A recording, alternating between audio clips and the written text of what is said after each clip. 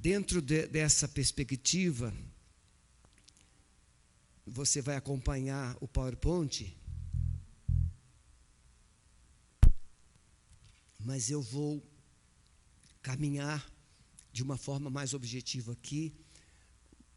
Os queridos lá do multimídia, fiquem à vontade, vão tentar me acompanhar pelo Espírito. Efésios capítulo 4, toda a carta aos Efésios, o apóstolo Paulo, ele trabalha com a visão, a igreja como corpo de Cristo. Colossenses, Cristo como cabeça do corpo. Então, uma completa a outra. A carta aos Efésios, quando você lembra lá de Jesus no Apocalipse, ele falando do primeiro amor, a perda do primeiro amor, essa igreja foi uma igreja muito amorosa. Essa igreja foi uma igreja fervorosa. Essa igreja marcou. Éfeso era uma das cidades mais desafiadora dos tempos primórdios da igreja. O grande templo de Diana dos Efésios. Vocês lembram quando Paulo foi acusado de estar desmerecendo, ameaçando o culto de Diana? Eles ficaram gritando por 2 horas, 2 ou 3 horas, sem parar, que Diana era a Diana dos Efésios. E quase que eu parei ali, quando o pastor Maurício estava orando pelo Brasil aqui, para a gente clamar várias vezes: Jesus Cristo é o Senhor, Jesus Cristo é o Senhor. Talvez se você e se eu fizéssemos juntos isso, na nossa casa, nos momentos desafiadores que nós enfrentamos, em vez de ficarmos reclamando ou procurando alternativas, simplesmente começássemos a passear dentro da nossa casa, dizendo assim: Jesus Cristo é o Senhor, Jesus Cristo é o Senhor da minha vida, Jesus Cristo é o Senhor da minha casa, Jesus Cristo é o Senhor da minha família. Quem sabe você fosse surpreendido. Mas a gente já acostumou a resolver do nosso jeito. Aí a gente argumenta. Sabe quem é o seu maior inimigo? Não é o diabo. O seu maior inimigo é a sua razão.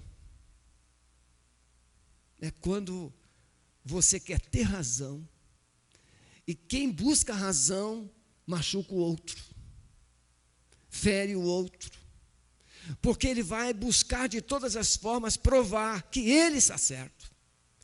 E o nosso problema não é quem está certo. Nosso desafio é a verdade. É a consciência de vivermos a verdade. E muitas vezes a gente está brigando para saber quem tem razão, sabendo que nós não temos razão.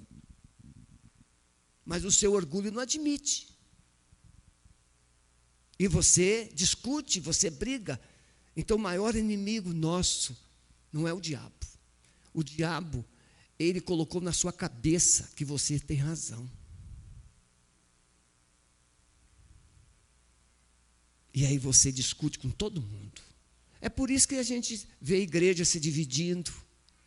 Sai uma pessoa daqui, sai uma pessoa dali, funda outra igreja. Cada um quer ter a sua igreja porque cada um tem razão. Casamentos desfundidos porque cada um tem razão.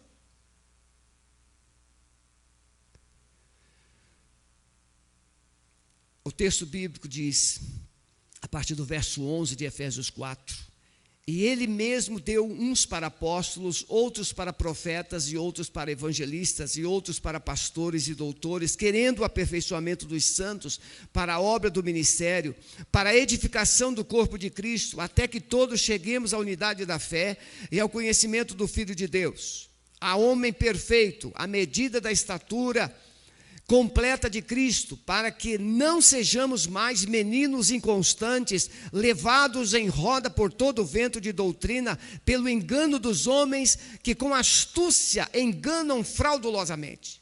Antes, seguindo a verdade em amor, cresçamos em tudo naquele que é a cabeça, Cristo, do qual todo o corpo, bem ajustado e ligado pelo auxílio de todas as juntas, segundo a justa operação de cada parte, faz o aumento do corpo para a sua edificação em amor. Amém, meus irmãos? Então, a visão de Paulo ao escrever essa carta é traduzir algumas verdades que a igreja precisava assumir, viver, praticar. E a primeira ela é dizer que a igreja é o corpo de Jesus. E se a igreja é o corpo e Cristo é o cabeça, essa igreja precisa ser dirigida pelo cabeça, por aquilo que Jesus pensa, por aquilo que Jesus gosta, por aquilo que Jesus planejou. Então, o grande desafio é o projeto de Deus para a igreja. Quem aqui já assim estabeleceu lá no coração, o meu filho vai ser médico, vai ser advogado, vai ser isso, vai ser aquilo. Quem aqui já estabeleceu-se no coração com muito carinho aqui, você usa o termo assim, não, eu gostaria muito que meu filho fosse. Quem aqui pensou assim alguma coisa? Eu gostaria que meu filho fosse isso ou aquilo. É natural, se você é médico, você sonha que o seu filho também seja médico. Se você é alguém em uma determinada área, bem-sucedido, você sonha que o seu filho também dê prosseguimento, dê seguimento naquela área que você desenvolve, porque você está sendo bem-sucedido. Mas a gente não percebe que Deus colocou um propósito no coração de cada pessoa. Irmãos, eu estava ouvindo um pastor e ele disse que morreram missionários da igreja lá na Turquia.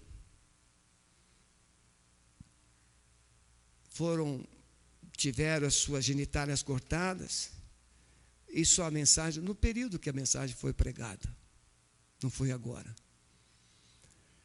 Depois as suas entranhas foram expostas e depois ele foi degolado. E ele colocou também que uma família muito querida, uma menina de 5 anos, Maria Eduarda, e essa menina menina inteligente, participante dos cultos, cantava, citava versículos.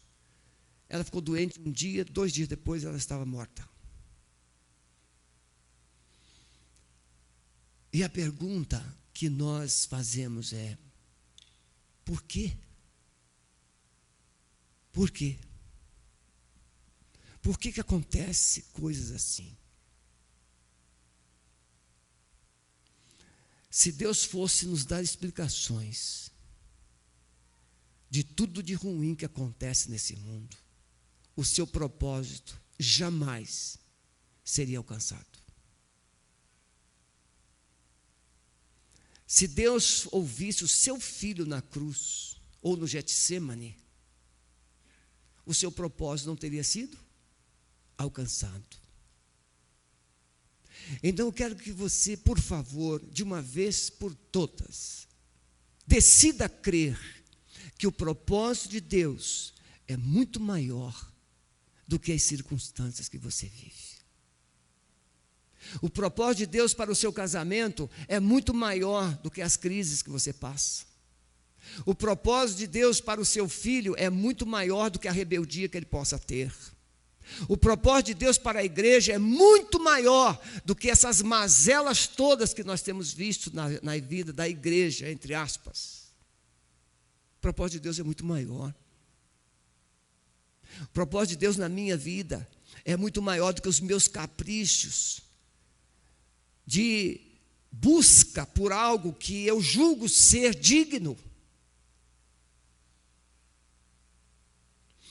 A dignidade de um pastor está em ele viver o propósito. Como a dignidade de um membro, de um cristão, também é de viver o propósito. O desafio é: qual é o propósito? Qual é o propósito? Essa palavra tem essa finalidade. Santidade em ação é entender o propósito de Deus. Quando Deus nos fez, Ele não nos fez simplesmente para sermos alguém queridinho no jardim do Éden. Ah, meus filhinhos no jardim do Éden, eles nunca vão sair daqui. O propósito de Deus é que eles o quê? Eles governassem a terra. Eles povoassem a terra.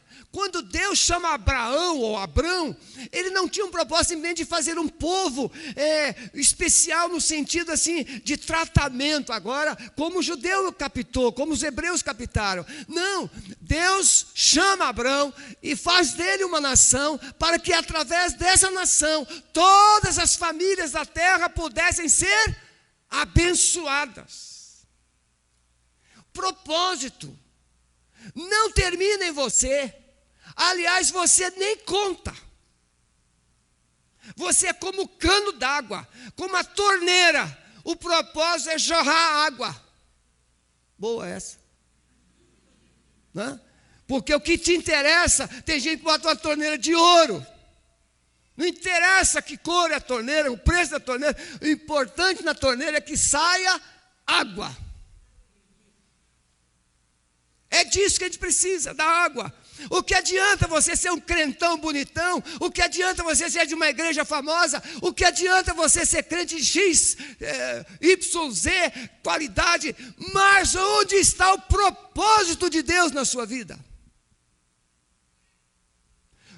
Quem vive propósito não vive atrás de direitos. Quem vive propósito não vive atrás de caprichos. Quem vive propósito não vive atrás de benesses. Quem vive propósito fica olhando para frente. Como Paulo diz, deixando para trás as coisas que lá ficam, eu prossigo para o alvo, é o propósito. E ele vai dizer que o propósito dele é Cristo. É Cristo. Não estou bravo não, estou empolgado. Apesar da garganta. Então, propósito de como a igreja deve andar nesse mundo, santidade em ação. Eu gosto de dar temas nas pregações, mas às vezes dá vontade de rasgar tudo. Eu só faço isso porque tem células, eu só faço isso porque tem o mídia, tem que divulgar. Mas dá vontade de chegar aqui só com o coração. E seria suficiente. A graça, irmãos, da unidade. Ninguém vive essa graça da unidade sem essas três coisas. Preste atenção. Humildade, mansidão e paciência. Você já viu? O pastor Alves falou aqui na sexta-feira sobre humildade. Pastor Marcos sempre falava sobre isso. Pastor Marcos Silva. Humildade é a perspectiva correta que você tem de si mesmo. E não é mentirosa, não é imaginária. A mentirosa e a imaginária é que você é importante. Eu sou importante. Isso é uma perspectiva errada. Você pode ser útil. Você pode ter valor. Então, humildade é quando eu reconheço quem eu sou. E você não é o que pensa, você é o que Deus disse. Porque você pensa hoje uma coisa, amanhã você pensa outra, então você é um camaleão. Que fica mudando de cores, mudando de temperamento, mudando de comportamento. Não. Humildade, mansidão, ser manso, irmãos. Ser manso é quando a mesa está cheia. Ser manso é quando as pessoas ficam te lambendo. Ser manso é quando você é elogiado. Aí você é manso, oh glória. Agora eu quero ver você ser manso quando alguém pisa no teu calo. Eu quero ver você manso quando alguém te maltrata, quando alguém te critica. Eu vou falar muito isso domingo que vem. As bem-aventuranças. Ou o Sermão do Monte. Irmãos, viver na graça. Tem gente aí pregando o evangelho da graça, que é uma desgraça.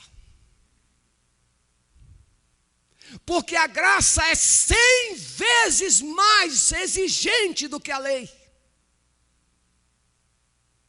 E tem gente aí pregando o evangelho da graça, que tudo pode. Não, não se preocupe, porque a graça já te alcançou, e a graça já te perdoou, e a graça já providenciou. É o que eu te falei, o diabo criou a doutrina de que você tem razão.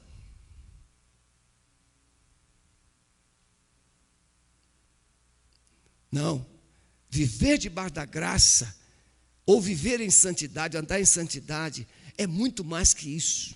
Então, o grande desafio de cada um de nós é entender verdadeiramente o que é a igreja. E igreja não é essa reunião, não é esse culto. Igreja não é uma liturgia que nós imaginamos ou que nós definimos e estabelecemos. Não, igreja é eu e você e Cristo. Se não tiver Cristo, não tem igreja. Porque a igreja é o corpo dele. Então a identidade da igreja, quando Jesus diz, vós sois o sal da terra. E aí quando, pastor Waves, eu estava meditando, creio que foi ontem, sobre a mensagem, reestudando, e aí me veio, Seixas, imagine você tem 10 toneladas de sal em casa, mas não usa. Qual é a tempo de validade do sal? Tem alguns alimentos, tem alguns elementos que não têm tempo de validade. Eles são por tempo indeterminado. O sal e açúcar são 2. Arroz e feijão, você sabia disso? Arroz e feijão, se forem guardados secos em um lugar, né, Joca?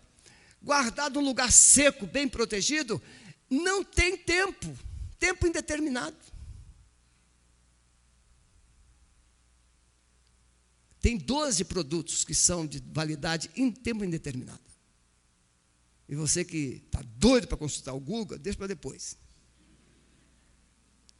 Mas o sal, eu fiquei pensando, sabe? Porque Jesus fala do sal insípido. Eu falei assim, será que, quanto tempo o sal fica sal mesmo? Aí fui pesquisar, não tem tempo, o sal é sal, o tempo todo. Mas se o sal fica no saleiro, tal qual a luz, você pode ter as luminárias LEDs em casa, aqueles lustres todos famosos, poderosos, com X lâmpadas, mas se você não acender, de que vale? Você pode ter uma carga, uma força elétrica na sua casa de X watts, mas se você não ligar, não tem valor nenhum. Tem gente que gosta de escuro, economizar energia. Meu Deus do céu, eu gosto de tudo claro. Eu e Sueli, a gente sempre, ela vai assim, não precisa acender. Eu gosto, cheguei, eu saio acendendo tudo, mas eu não esqueço de apagar quando eu saio. Porque eu gosto de luz, eu gosto de claridade. Sal, Jesus falou que a igreja é sal, mas você pode ter uma igreja com tonelada de sal, sem ser aplicado nos alimentos. O alimento sem o sal é insosso, o alimento sem sal estraga, a carne sem sal, né, Osmar? Pode ser picanha argentina, olha eu fazendo propaganda. Mas se não tiver sal, dá para comer? Irmãos, que troço horroroso é um bife sem sal. Pode ser a melhor carne, sem sal é intragável, eu acho. Não sei você. Quem tem crises, ou problemas que não pode comer sal, a retenção de água nos rins, do corpo, eu cuidei de ovelhas assim, mas eu não posso parar nisso. Sal, não adianta a gente ser uma igreja com toneladas de sal, irmãos. Esse sal precisa ser colocado nas pessoas para que elas voltem a ter sentido na vida. Essa luz precisa ser acesa e brilhando, brilhando, brilhando, até que eles vejam Deus. E essa é a proposta dessa palavra, é que essa santidade em ação seja um reflexo da presença de Deus no mundo. Eu tive um colega de trabalho, quando trabalhava nos Correios, ele falava assim, ele era assim, aquele pentecostal assembleano, assim, bem roxo. E ele falava assim, eu ainda sonho um dia que quando eu passar na rua, as pessoas, ele tinha lido sobre Eliseu, eis que passa nesse lugar um santo homem de Deus. Quem é que não quer isso? Eis que está aqui um santo homem de Deus. Quem é santo não precisa se apresentar. Quem é santo não precisa verbalizar. A santidade, ela não confunde. Santidade é algo tão patente, com atitudes, o seu modo de ser, de falar, de agir, de reagir. Santidade faz você revelar quem Deus é. Ele é santo. Então, se você tem uma santidade esquizofrênica, é do diabo. Ele é maquiador, ele é trapaceiro, ele é mentiroso. Ele diz que santidade é não cortar o cabelo, ele diz que santidade é não depilar a perna, ele diz que santidade é vestir uma roupa bem compridona. Está certo que não precisa vestir tão curta também, mas isso é tudo esquizofrenia. Porque o primeiro casal estava diante de Deus santo e eles estavam nus. Então, santidade é quando você anula o efeito da inconsciência do pecado. O pecado te amortece, te anestesia, o pecado te cega, o pecado te mata.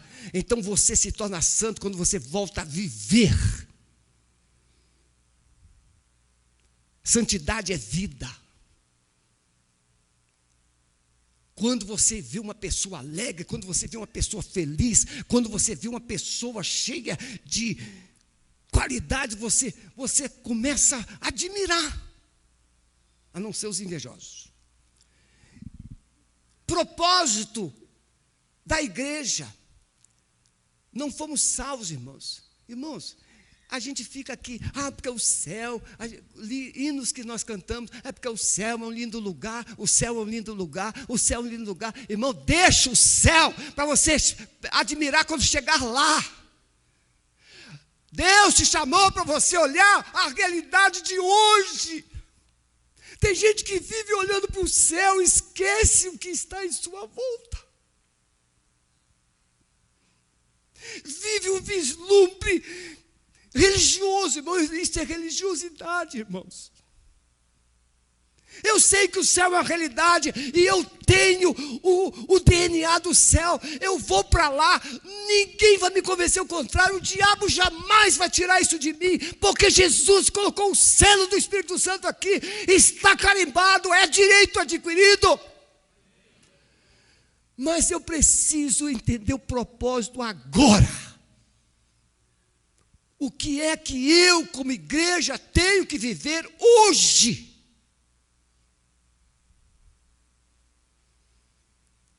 Tem um propósito, irmãos.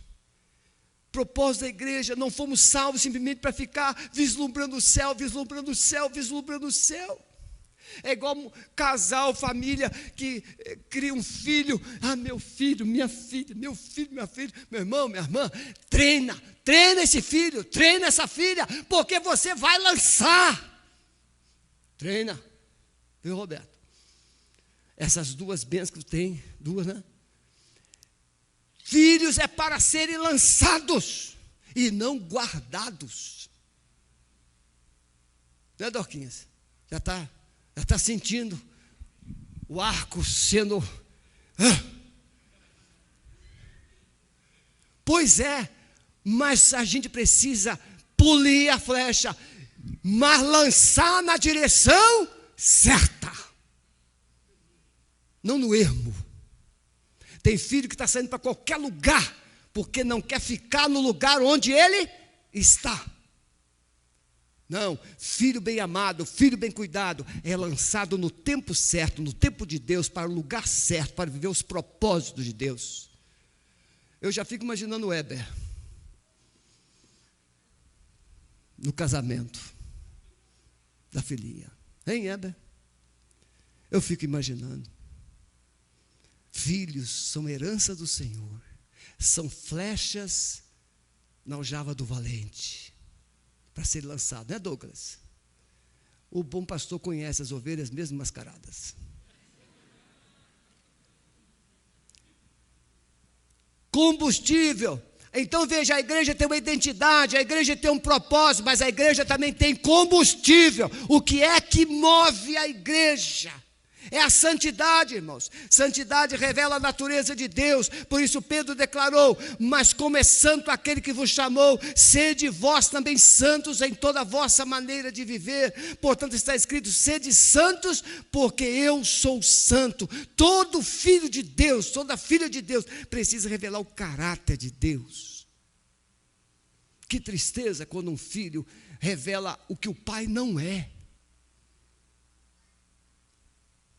Então a igreja precisa ter essas três coisas: identidade, ela precisa ter propósito, mas ela precisa de um combustível, de um poder, de uma autoridade. Por isso que Jesus, antes de subir, diz: recebereis poder ao vir sobre vós o Espírito Santo. A igreja, ela precisa revelar um retrato. Quando você se olha no espelho, o que é que você vê? Tem gente que fica triste porque quando se olha no espelho não está vendo o que gostaria. O que é que você vê quando olha no espelho? Você. Quando o mundo olha para nós, o mundo precisa ver Deus, Jesus. Porque o propósito dessa carta no capítulo 4 é justamente o quê? Para que todos cheguem à medida de homem feito da estatura de Cristo. Deus trabalha até hoje para nos tornar semelhantes a Jesus.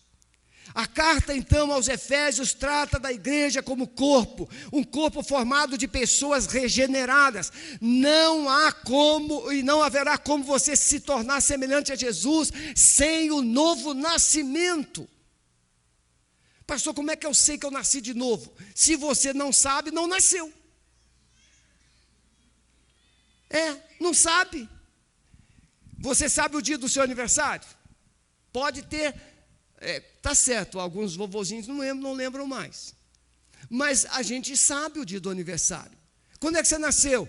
Sabe o dia, sabe o lugar, sabe o nome dos pais, você sabe. Então, se você nasceu em Cristo, tem que saber. O que é que aconteceu? O que produziu isso em você?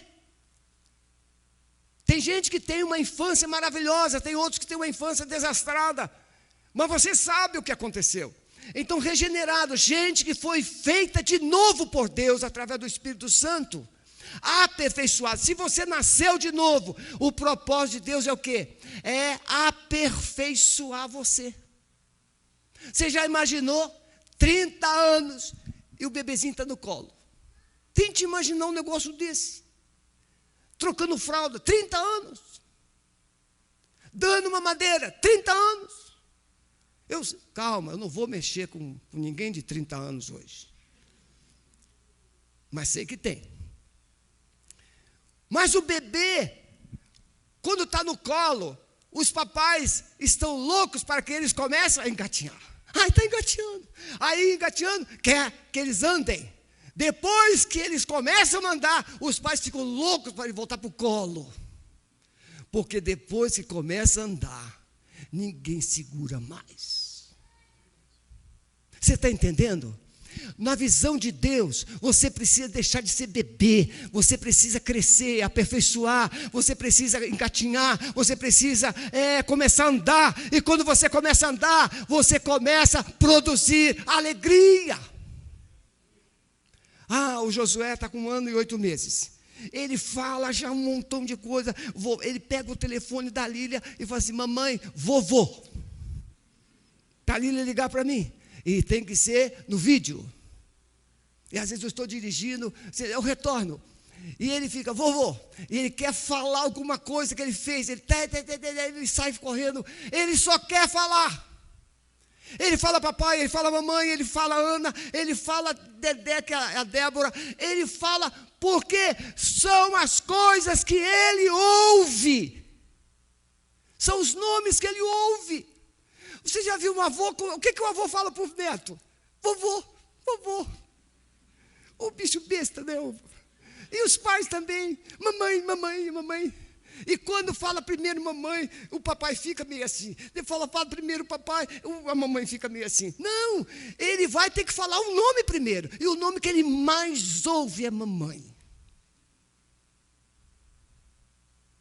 Às vezes, papai. Às vezes, raramente, mas... Então veja, regenerados, aperfeiçoados, preparados para viver, irmãos, um estilo de vida. Um estilo de vida. Irmãos, nós somos salvos para sermos um povo que tem estilo. Estilo próprio. Estilo próprio. Uma linguagem, uma cultura do céu. Veja, eu não vou viver o céu lá, eu estou vivendo o céu aqui. Porque eu trouxe, Jesus diz o quê? O reino de Deus está dentro de vocês. O reino está aqui, e se o reino está aqui, eu preciso colocar a cultura desse reino no meu cotidiano. Na minha vida, nas minhas ações. Por isso que domingo que vem, se você não for covarde, você vai voltar. Que muita gente vai apanhar aqui domingo que vem. Sabe por quê, irmãos? Porque nós ainda somos uma igreja, eu falo isso com muito carinho e amor. Nós ainda somos uma igreja bebê mimada. Nós queremos colo, irmãos. Só que nós estamos vendo gente sendo martirizada. E a gente pergunta: mas por que Deus? Porque na nossa cabeça isso é inconcebível.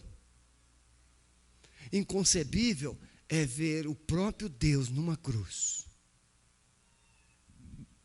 tendo poder para cuspir fogo e matar aquela raça toda, mas humildemente se submeteu ao propósito. Isso é inconcebível. Irmãos, a única forma que eu tenho de cumprir o propósito é eu me encher de Jesus. Não tem outro jeito. É o único jeito, irmãos. Eu refiz aqui algumas anotações, por isso que não fiquem perdidos aí vocês não, tá bom? Então, primeiro ponto. Entender que a igreja é um agente de transformação e esperança para um mundo perdido. Se eu sou tudo isso que eu acabei de dizer, onde eu estiver, onde eu chegar, eu me torno ou me tornarei um agente que vai tal qual o sal, temperando, conservando, impedindo putrefação, deterioração. A luz, para onde foi a escuridão que estava aqui? Não sei. Uma coisa eu sei, estava escuro, mas agora está claro. Onde a igreja chega, as coisas precisam ficar claras, não confusas. Essa foi a promessa. Olha a promessa de Jesus. A igreja é uma luz que brilha nas trevas. Jesus fez essa promessa para Saulo, quando ele se converteu. Irmãos, eu fiquei impactado com isso aqui. Atos 26, 18. Para lhes abrir os olhos, e das trevas os converteres à luz, e do poder de Satanás a Deus, a fim de que recebam remissão dos pecados e herança entre os que são santificados pela fé em mim. Quando Saulo encontra Jesus, Jesus fala para ele essas verdades. Eu estou te tirando, eu estou te salvando, eu estou me encontrando com você, para que você se torne uma luz, para abrir os olhos das pessoas. Jesus disse: vós sois a luz. Irmãos, Saulo era um perseguidor, mas agora é perseguido. Tudo muda, irmãos. Saulo era alguém que tinha autoridade das pessoas mais poderosas de Israel. Agora Saulo é Paulo e é perseguido pelas pessoas mais poderosas de Israel. Mas ele está dizendo isso diante do rei Agripa. Ele dizendo assim, que Jesus me deu essa autoridade, a promessa dele. Eu vou anunciar um evangelho que vai abrir os olhos das pessoas, que vai tirar as pessoas das trevas e convertê-las à luz. Meus irmãos, por favor, preste atenção. Uma casa cheia de confusão é trevas. Uma vida, uma pessoa. Veja, Jesus diz assim, se os teus olhos forem bons, todo o teu corpo terá luz. Mas se os teus olhos forem maus, você está em grandes trevas. Então veja, os meus olhos refletem quem eu sou de verdade. Não é o que eu falo. Jesus diz assim, onde estiver o vosso tesouro, ali estará o vosso coração. O que é tesouro para mim? De tudo que fala a boca está cheio o coração. Então Paulo, ele vai dizer para o rei Agripa que ele tem essa missão de Jesus, de converter as pessoas das trevas para a luz, de tirá-las do poder de Satanás para Deus. Irmãos, tem pastor, tem crente, uma crentalhada que tem medo do diabo.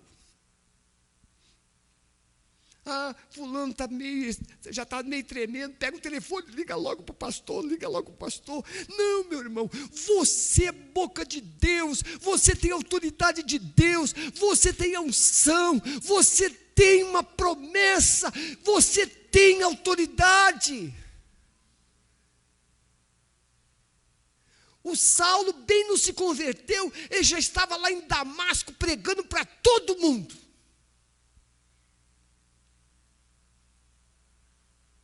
Porque ele estava cheio de Jesus. Quando Ananias orou por ele, ele seria um instrumento para abrir os olhos dos perdidos, para converter as pessoas para a luz do Evangelho e trazer o perdão dos pecados. Queridos irmãos, tudo isso, irmãos, é igreja. Nós temos, irmãos, todas essas credenciais. Mas santidade em ação não é teoria. Santidade em ação não é liturgia. Santidade em ação não é organização institucional. Santidade em ação é você e Jesus andando junto. Eu duvido que você teria medo de quaisquer coisas se você estivesse vendo Jesus fisicamente do seu lado. Ele multiplica pães, você não teria dificuldade. Estou começando a sentir fome. Não, ele vai multiplicar. E, tem um endemoniado gadareno ali, aquele lugar é perigoso. Não, Jesus está do meu lado. Porque quando o endemoniado gadareno vê Jesus, já fica de joelho e já faz é o endemoniado que ora. Inverte tudo. O endemoniado era brabo para os outros, mas quando ele chega diante do poder de Jesus, ele começa a orar. Essa também foi boa, né? Até os demônios oram quando chegam diante de Jesus. Porque eles suplicam. Eles pedem permissão. Você tem essa autoridade. Você vê o enfermo, você precisa crer que você tem mãos santas para orar pelo enfermo. Eu estou acompanhando uma família que não é membro da igreja. Uma pessoa da família me encaminhou o casal. Ele estava no hospital, gravíssimo. Teve que fazer, teve que entubar, depois fez tráqueo. Ontem a família me mandou a foto. Ele tirou a tráqueo, já está fora da UTI, já está no quarto. A igreja tem poder, tem autoridade para orar pelas pessoas. Não é só quando você precisa, não, você é a torneira, mas tem que estar ligado à fonte, tem que jogar a água de você, tem que jorrar a vida. A igreja é um agente demolidor das barreiras do coração. Paulo, quando fala aos Efésios no capítulo 2, se você ler o capítulo 2, a partir do verso 11, ele vai dizer que ele destruiu as muralhas que separavam, os guetos, as etnias que não se entendiam. Não, agora gregos, hebreus, romanos, brasileiros, chineses. Irmãos, esse negócio de ter preconceito, fulano, o argentino, brasileiro gosta de argentino, não gosta? Gosta. Cultura de futebol, irmão. É bem verdade que os argentinos pensavam que eram europeus, até bem pouco tempo atrás. Buenos Aires era chamada de Beirute da América do Sul. Vocês sabiam disso? As coisas mudam, porque eles pensavam o que não eram. Mas se pensarmos o que somos, não deixaremos de ser. Essa visão, a igreja como agente demolidor das barreiras, não tem argentino, não tem paraguaio, não tem chileno, não tem chinês, não tem turco. Em Cristo nós somos todos irmãos. Todos irmãos. Afegões ou afegãos, lá na Índia, o lugar que mais divindades idolátricas tem na terra, na Índia. Mas é um dos lugares que tem mais cristãos também no mundo. A China é o país do comunismo, mas a China é o país onde maior número de cristãos presentes na terra. A Rússia, a União Soviética, no tempo da Guerra Fria, tinha mais de 100 milhões de cristãos ocultos. Deus não precisa de uma igreja que fique fazendo barulho. Deus precisa de uma igreja que faça a diferença, que faça a luz brilhar, que faça o sal temperar. Ela constrói pontes, tem abismo. A função da igreja é construir pontes. Eu tenho lá na rua do nosso condomínio, na penúltima casa da rua, tem uma religião. E a mulher, ela é a mãe dessa religião. O filho chega com uma caminhonete, ele começa a gritar. O filho não é um filhinho, um adolescente, não, é um filho barbudo.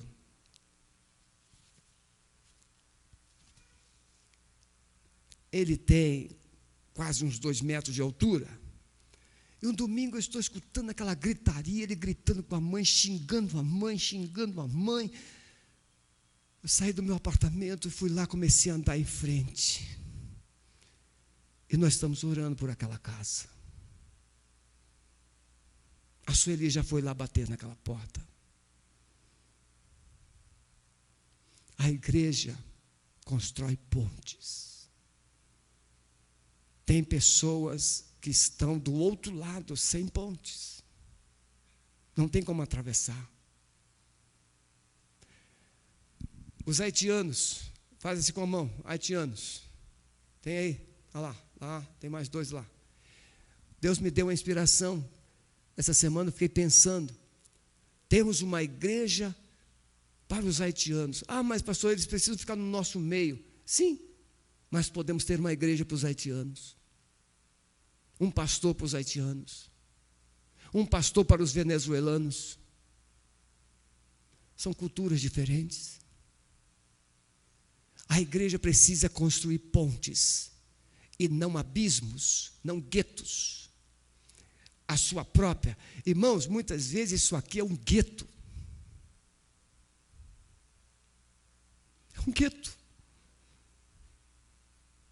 Aqui nós somos os bambãs. Aqui não pode entrar fulano, não pode entrar belcano, não. Não sei se vocês assistiram na Lagoinha, quando foi apresentado um pastor que foi pregar, e bem velhinho, ele sobe com muita dificuldade no púlpito, só que é um jovem que está representando um idoso. E a palavra é: se eu pudesse voltar, refazer, reconstruir. Depois, no final, ele tira. Nós tivemos aqui também, pastor Marinho.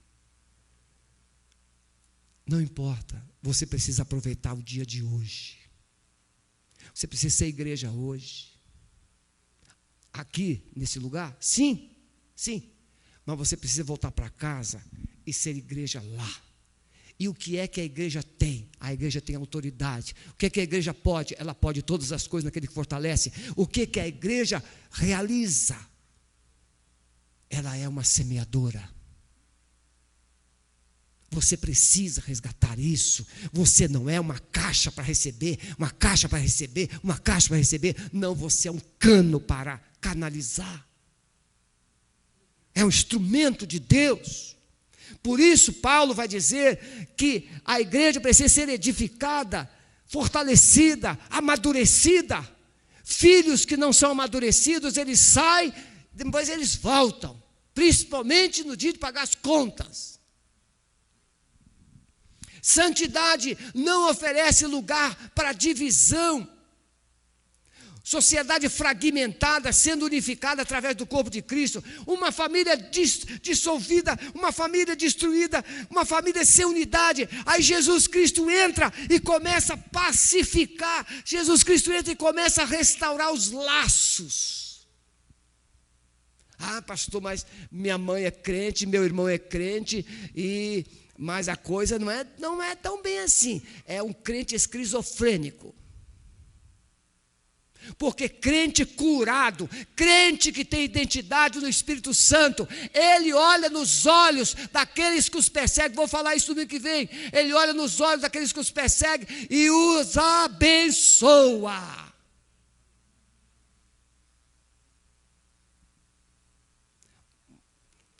Eu sei que não é fácil.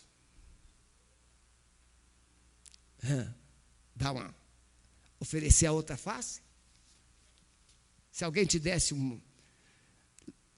A Bíblia não fala literalmente. Quando a Bíblia fala de bofetada, é o quê? O que a gente chama de tapa sem mão? É uma resposta na lata. Falou, levou. Tapa sem mão. O que é uma bofetada? É ser humilhado publicamente. Receber uma desfeita. Desonra. E aí Jesus diz assim: se alguém te bater numa face, oferece a outra. E seja disposto a ser tratado desse jeito de novo. Mas não é bom, né? Se você levar um tapão no rosto, você fica corado. Aí você fala assim: dá o outro. É assim? A gente sabe que não é assim.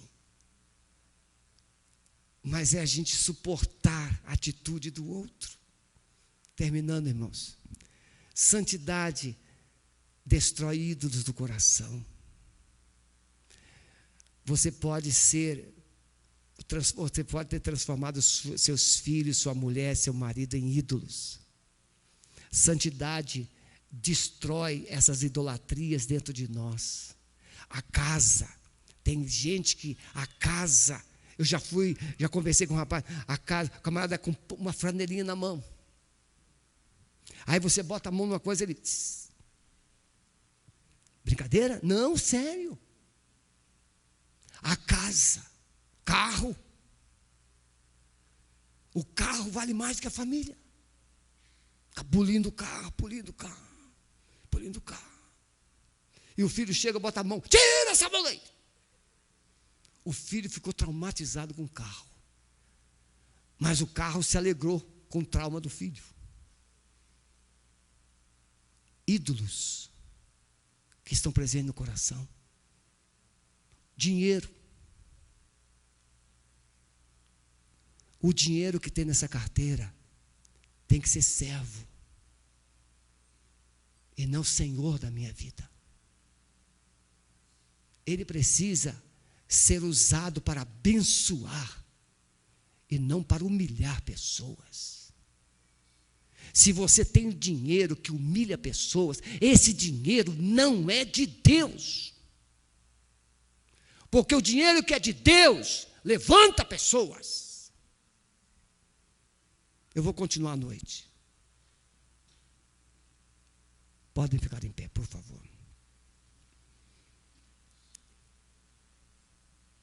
Santidade em ação. Santidade responde com poder às fortalezas. Agora, guarde essa frase, por favor. Santidade precisa revelar a imagem de quem Deus é na sua vida. Se você estiver do lado da sua mulher, do seu marido, fique de frente um para o outro agora, por favor. E se quiser tirar a máscara, um segundinho pode. Se não quiser, não precisa. Você está perto do seu marido, da sua mulher. Veja, o seu marido e a sua mulher,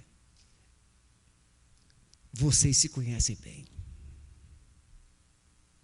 Quando você fala o que você não é, lá dentro dele, lá dentro dela, fala assim,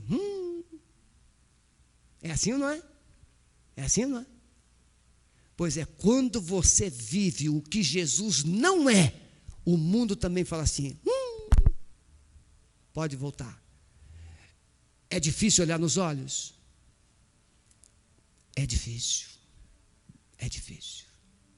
Mas você precisa olhar nos olhos de Deus e dizer assim, eu quero me parecer mais com o Senhor. Amado Espírito Santo, por favor, Senhor, nos liberte dos discursos mesquinhos, religiosos, e faze-nos, Senhor, reflexos teus nesta terra. Assim resplandeça a tua luz em nós, através das nossas boas ações, para que o mundo saiba que somos teus filhos, e não denominações, teus filhos, Senhor. Eu abençoo cada membro que está aqui, cada conectado. Senhor, traz uma unção de ousadia e poder na vida da tua igreja, para que ela seja verdadeiramente sal e luz, e faça diferença nesses dias maus. Nós queremos que o outro melhore. Não, Senhor, nos perdoe. Eu quero melhorar. Eu quero brilhar. Eu quero temperar. Eu quero fazer a diferença. Cremos que o Senhor está aqui nesta manhã. E o Senhor está agindo em cada um. Oramos assim no nome de Jesus. Amém. Você que está nos visitando, passe lá, pastor Maurício tem uma palavra e uma lembrança para você. E vamos terminar pontualmente cantando a música que nós relembramos hoje. Essa música deve ter mais de 30 anos, do Paulo César, não é? Graça, dá-me mais graça, Senhor. Espinhos. Podem sentar um minutinho, meus irmãos. Antes de liberar vocês, eu gostaria que vocês orassem. O que é que a Igreja Alameda pode fazer em 2021?